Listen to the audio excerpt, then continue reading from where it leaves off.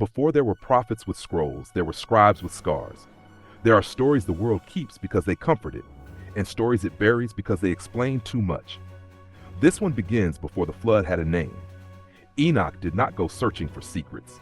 He was living among ordinary men, measuring days the way men always have, by harvests, by births, by funerals, until the sky stopped being a ceiling and became a courtroom. What descended was not metaphor, it was order.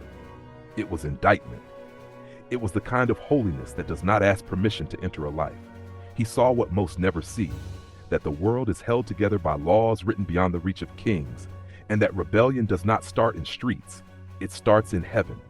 They called them watchers, not demons, not myths, servants of the Most High, appointed, intelligent, luminous, set to observe the fragile creature called man and keep the boundary between earth and the holy. They were guardians of distance. They were meant to look, not take. But desire is a gravity of its own. An oath was spoken, an agreement sealed not in love, but in defiance. They swore together because one by one they would have been ashamed. Together, they could call it courage. Together, they could call it destiny. Together, they could fall. And when they descended to the daughters of men, the first fracture opened in creation. What was born from that union was not merely violence, it was imbalance. Giants rose like walking blasphemies, consuming until the earth itself became thin.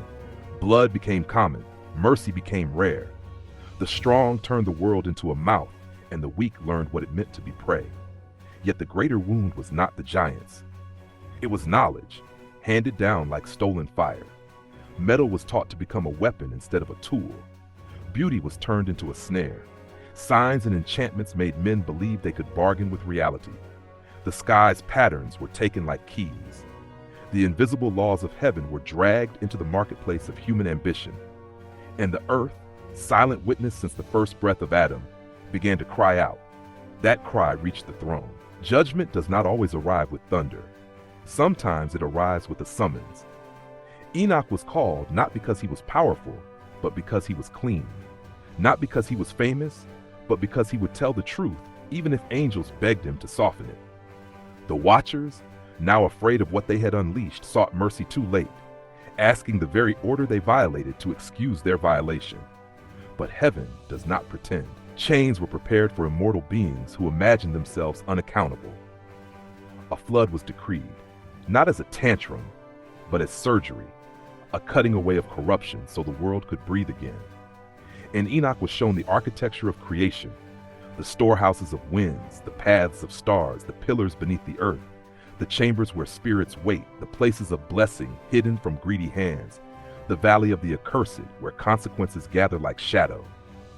He was shown that history is not random, that righteousness is not fragile, it is recorded, that names are written where fire does not forget.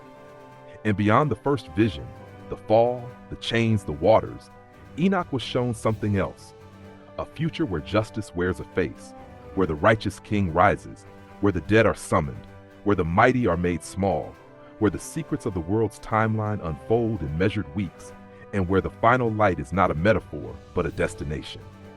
So let this book open as it should, not with comfort, but with clarity. Because if the Watchers fell, then heaven takes holiness seriously. If forbidden knowledge reshaped the world once, then knowledge is never neutral. If the earth cried out and was answered, then suffering is not unseen.